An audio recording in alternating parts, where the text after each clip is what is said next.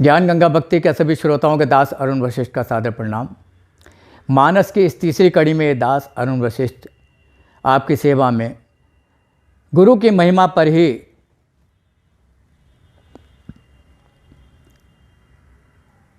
प्रवचन के द्वारा अपनी वाणी को पवित्र करना चाहेगा, क्योंकि गोस्वामी जी ने गुरु महिमा पर जो चर्चा की है, जो वर्णन किया है, वो ये दास अपनी टूटी फूटी वाणी में आपके समक्ष ला सके तो ये परम सौभाग्य होगा इस दास का। इसलिए गोस्वामी जी कहते हैं कि गुरुपद रज मृदु मंजुल अंजन नैन अमीय दृग दोष विभंजन, कि सद्गुरु की चरण रज वो नेत्रों में उस अंजन का कार्य करती है, उस काजल का कार्य करती है, जिससे इस संसार के जो भव के दोष हैं जो हमारे नेत्रों में बसे हुए हैं, क्योंकि हमारे नेत्र क्या देखना चाहते हैं, जो हमारा मन चाहता है, और मन हमें सदा भटकाता है, सदा संसार में फंसाता है, सदा भोगों की ओर लेके जाता है। तो वो कहते हैं गुरुपद रज मृदु मंजुल अंजन नैन अमीय दृग दोष विभंजन। किंतु जब सद्गुरु के चरण कमल की वो रज इन नेत्रों में जीवात्मा लगा लेता है, तो उसके नेत्र उन दोषों से दूर होकर, निर्मल होकर इस संसार में वही दर्शन करते हैं, वही देखते हैं जो प्रभु परमात्मा को प्रिय लगता है।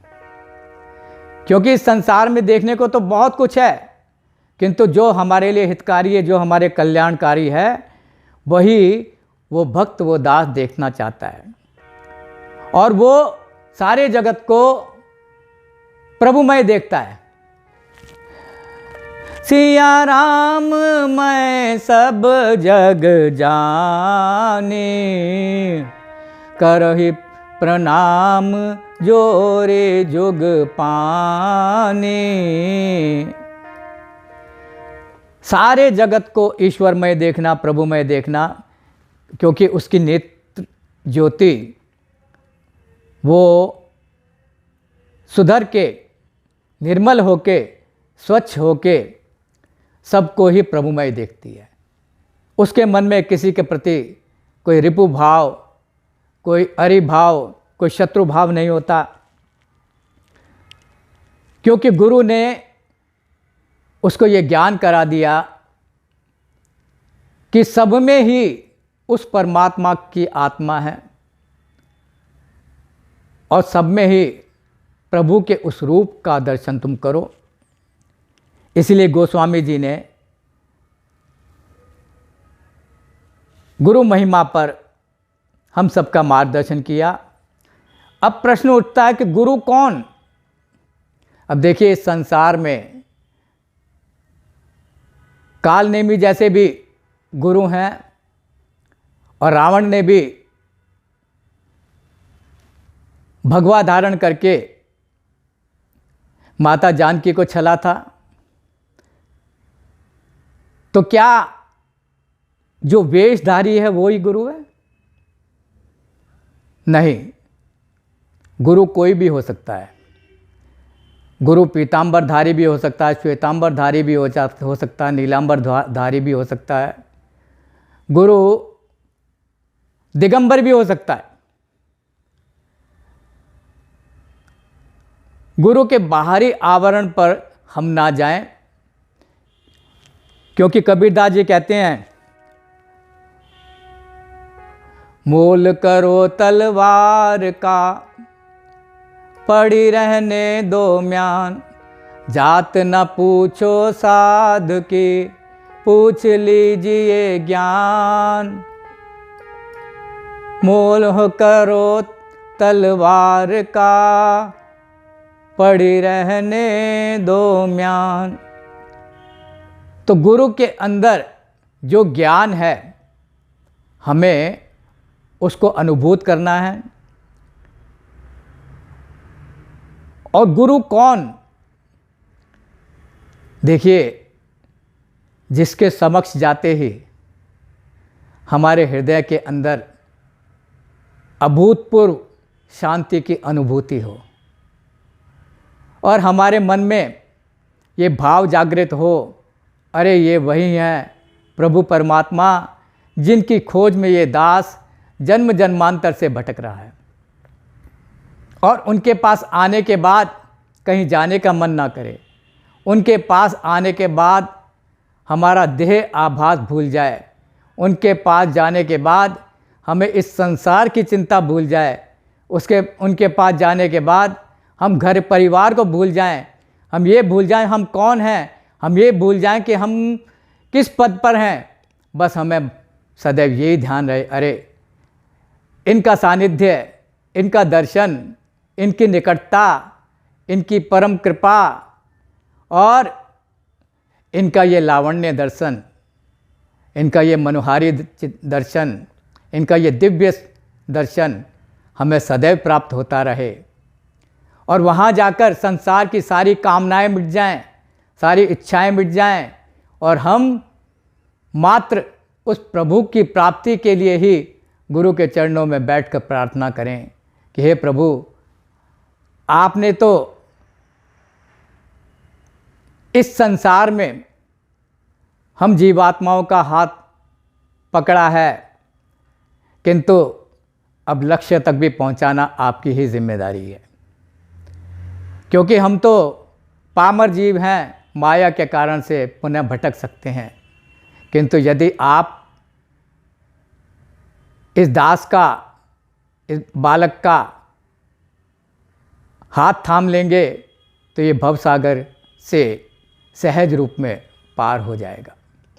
और जब तक जीवात्मा पूर्ण रूप से गुरु के प्रति श्रद्धा भाव से नतमस्तक नहीं होता, तब तक गुरु उस पर अपनी पूर्ण कृपा नहीं बरसाते। भगवान श्री कृष्ण ने अर्जुन से यही कहा था कि हे अर्जुन, यदि तू ब्रह्म ज्ञान की प्राप्ति चाहता है तो किसी पूर्ण सद्गुरु की शरण में जा और उनके चरणों में श्रद्धा भाव से नतमस्तक हो और अपनी जिज्ञासा को उनके सामने प्रकट कर, तो वो तुझे तेरे मन को स्वच्छ और निर्मल करके, जिसके अंदर विषय विकारों का अंधकार भरा हुआ है, उसमें ज्ञान के प्रकाश से तेरे सारे मोहों को, तेरे सारे संशयों का नाश करके तुझे शुद्ध ज्ञान से परिपूर्ण कर देंगे, और उसके बाद तेरे हृदय में कोई शंका शेष नहीं रह जाएगी। इसीलिए गुरु की महिमा, गोस्वामी जी कहते हैं कि गुरु इस संसार में स्वयं भगवान के रूप में,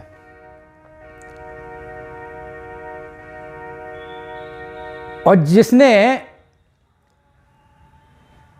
भगवान को नहीं जाना वो गुरु को कैसे पहचान सकता है, क्योंकि भगवान श्रद्धा का विषय है और वो परमात्मा विराट है, व्यापक है, अनंत है।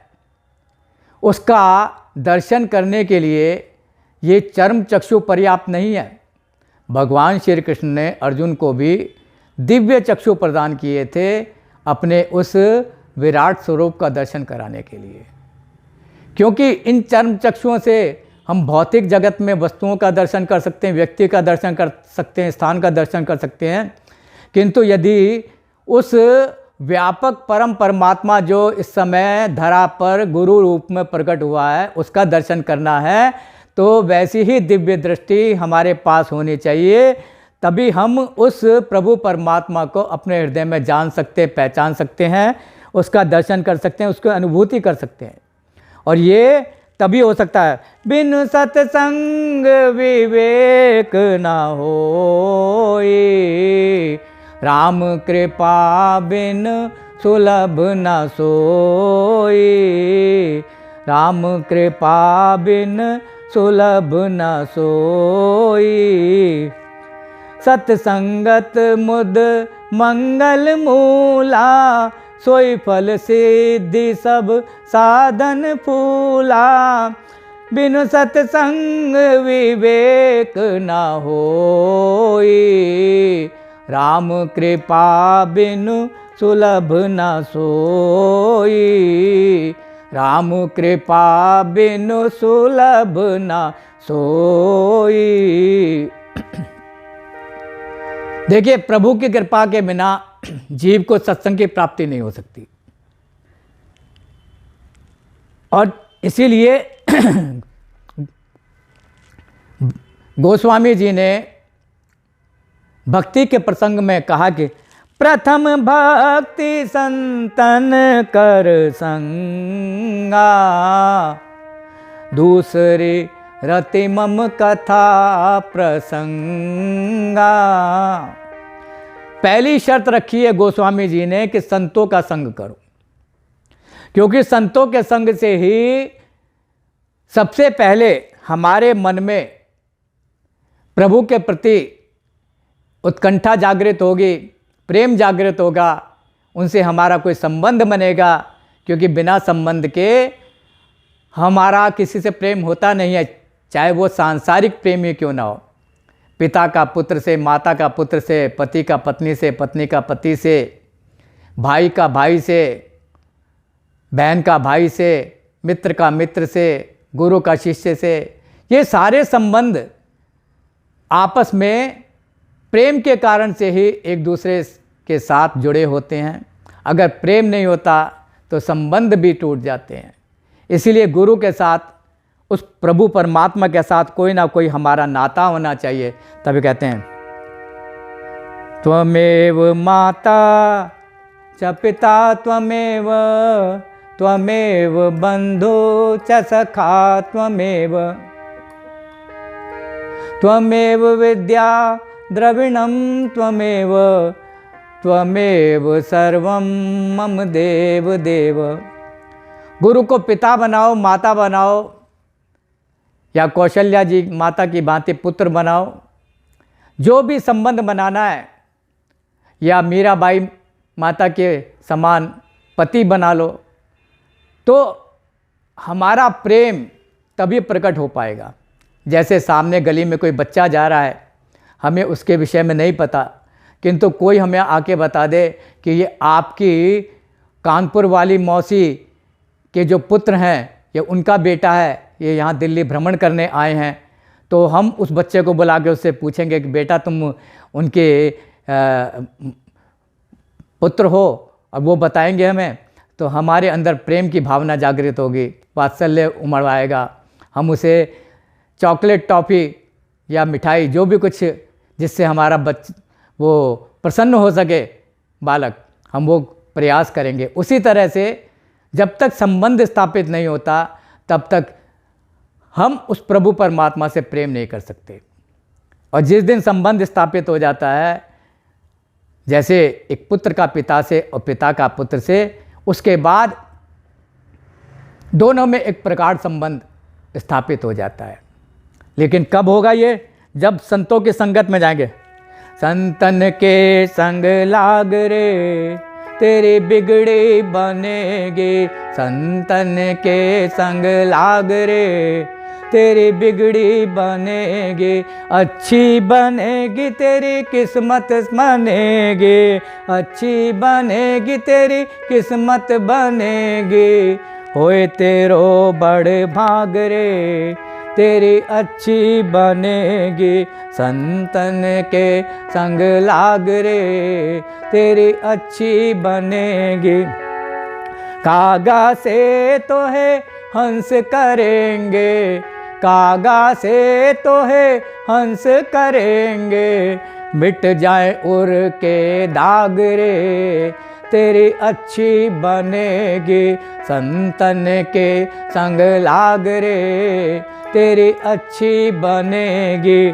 मोह निशा में बहुत अब सोए, मोह निशा में बहुत अब सोए, जाग सके तो अब जाग रे, तेरी अच्छी बनेगी संतन के संग लाग रे, तेरी अच्छी बनेगी, तेरी किस्मत बनेगी, तेरी बिगड़ी बनेगी। संतों की संगत में जाने से हमारे जन्म जन्मांतर के जो बिगड़े भाग्य हैं वो संवरते हैं और हमारा मन प्रभु के चरणों में लगता है, क्योंकि गोस्वामी जी ने कहा प्रथम भगति संतन करि संगा। जब संतों के शरण में जाते हैं तो उनके उस प्रभाव से हमारे मन में प्रभु के प्रति श्रद्धा, विश्वास और प्रेम की जागृति होती है और हमारा मन स्वयं प्रभु के चरणों में झुकता चला जाता है और प्रभु हमारे लिए वंदनीय हो जाते हैं, आदरणीय हो जाते हैं, वंदनीय हो जाते हैं, पूजनीय हो जाते हैं। और सर्वप्रथम हम सर्व कर्मों में उस प्रभु परमात्मा को उस गुरु रूप में वंदना करते हैं, प्रार्थना करते हैं, पूजन करते हैं, अर्चन करते हैं, ताकि हमें उस कार्य में सफलता प्राप्त हो सके। इन्हीं शब्दों के साथ ये दास आज अपनी वाणी को विराम देता है। यदि आपने हमारे चैनल ज्ञान गंगा भक्ति को सब्सक्राइब नहीं किया तो उसे कृपया करके सब्सक्राइब कर लें, क्योंकि इसी प्रकार के सुमधुर प्रवचन ये दास अपनी टूटी फूटी वाणी से आपको सुनाता रहेगा और आप सभी का मंगल हो, कल्याण हो, इसी भाव से ये दास सद्गुरु के चरणों में प्रणाम करता है। बोलिए सद्गुरु महाराज की जय, बोल सियापति रामचंद्र भगवान की जय, बोलो पवन पुत्र हनुमान जी महाराज की जय, जयकारा शेरावाली का बोल, साचे दरबार की जय।